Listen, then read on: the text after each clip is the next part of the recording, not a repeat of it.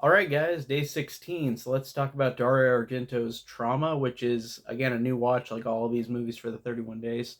And Trauma came out in 1993. It is the only other Dario Argento film besides Two Evil Eyes, I guess, to not be made in Italy. And it's got a lot of American actors, so that's funny that they did that here, and that makes sense. Because after I watched the movie, I looked up Wikipedia saying that it was the only one besides Two Evil Eyes that wasn't in Italy or filmed in Italy. And uh, and Dario Argento is interesting because I really do love a lot of his movies. And I'm finding a lot of the ones on the back burner that I want to see that are like either like randomly on Amazon Prime or whatever, like this one was. And the basic story of this one is that his daughter Asia Argento, um, her character Aura, she is at a hospital, and then all these murders happen, and then they've got to figure out, her and this guy have to figure out who the murderer is. It's like the other Dario Argento movies where you got to figure out who the murderer is, which is fine. And I do enjoy. He does a great job with these with the that kind of plot. I really do enjoy that. Um, and basically, this one's weird because I don't know what I could really say besides spoiling it, and I'm not going to spoil it because I thought the ending of this movie was really good. Um, it's weird because this is a Dario Argento movie that, like a lot of his movies, later years after the '80s, I felt like they just didn't have that type of Dario Argento look anymore, like that touch. I don't remember who the cinematographer was in like his big movies like Suspiria or Deep Red or Opera. Like those are my three favorites. But I don't know who the people were that did cinematography on those. But it's a different, very different comparison to those movies versus like the movies after the '80s that he did, like this, and even something actually like Enigma, which was from the '80s that didn't look like a Dario Argento movie.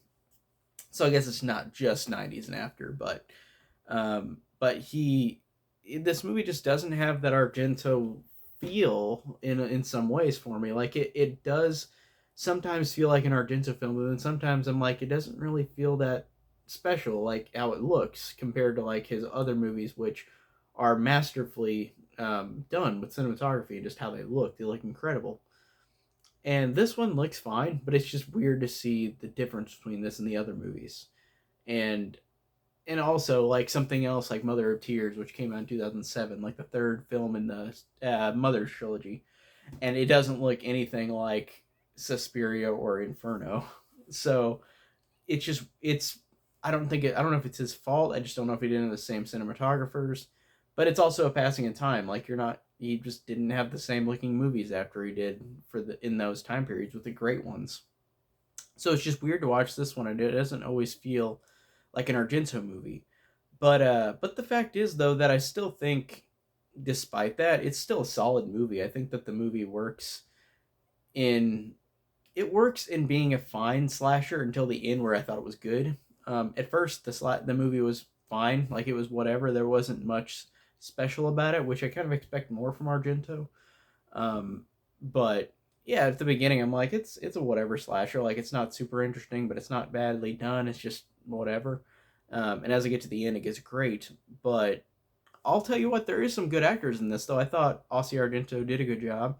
I thought that we have Piper Laurie in this movie, who you know from Carrie, Margaret White, really freaking awesome, and she's really good in this movie. She just really is awesome in a lot of ways. I really enjoyed her a lot in this one, and she does a lot of stuff in the movie, so it's interesting to see where she goes because Piper Laurie is just a great actress. Like I really dig her in the movies that I've seen her in. Um, Even that awful movie, nobody even knows what this is, but there's this horrible movie called Ruby. Like it was like an Exorcist ripoff in like the late '70s, I think, where Piper Laurie is in it, and she was so over the top, but it was funny and she was fun in it, but it was horrible. It was a horrible movie. It was a really bad Exorcist ripoff. Nobody even knows what that is. Ruby. It's a weird ass movie, but she's even fun in that. Like she can always be fun in movies that are even bad. Like I enjoy her a lot, and I think that she really, honestly, she brings a lot to this movie that made me give it a lot more credit for entertainment value than like the other Argento movies after the big ones that are kind of in the middle road, like whatever kind of movies. And this one is a little higher because it just Piper Laurie's so good in it and so awesome. And like I said, the movie's not badly made or badly done. It's fine. It's solid. And like I said, the ending's good. The killer reveal is really good. I feel like he made the movie for the killer reveal, and usually in all of his movies, the killer reveals are awesome. But this one is really great. Not great to the level of like Suspiria or Opera or Deep Red, or even like something like Phenomena, which I don't like as much as those movies, but I still think is really fun and really solid. But this one just falls in that middle category. Like it's totally fine. The first two acts are whatever. The ending's good. Piper Laurie's good. Ossie Argento's good. It looks fine sometimes. Sometimes it just feels like a generic like horror movie. So it was kind of in the middle days of like Argento being whatever portion of his career. So that's it on this one. Really, not much else I could say about Trauma. I think. Oh, and Brad Dourif's in it as well. So look out for that. He's cool in it too. But that's pretty much all I can say about Trauma. There's really not much else to say. So that's it today for 31 days, and see you guys tomorrow.